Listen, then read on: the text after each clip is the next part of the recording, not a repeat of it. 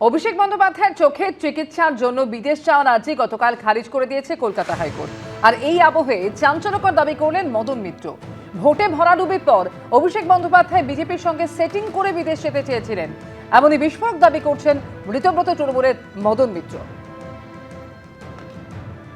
আমাদের যে চিন্তাধারাটা ছিল যে আমরা সরাসরি অভিষেকের সঙ্গে কথা বলবো, ও চুপ করে শুনছিল, তো ওকে আমরা পুরো বুঝিয়ে বললাম যে তুই ছাড়লে তোর ওপর থেকে রাগটা বেরিয়ে যাবে।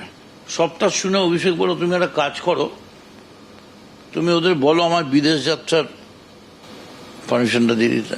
কথা হচ্ছে পলিটিক্সের থেকে নিজেকে একটু সরিয়ে রাখা কিছুদিনের জন্য। তখন হঠাৎ বললো তাহলে তুমি বলো যে ওদের এদিকে বলতে যে অপোজ না করতে আমার পিটিশনটা, আমাকে আমেরিকায় আমার যাওয়ার আছে, ছেড়ে দিকে, আমি ট্রিটমেন্ট করাতে যাবো, তারপর তাড়াতাড়ি ফিরে আসবো। ও আমি যদি পলিটিক্স থেকে সরতে পারি কিছুদিনের জন্য, ওরা আমার ট্রিটমেন্ট করতে দেবে না কেন?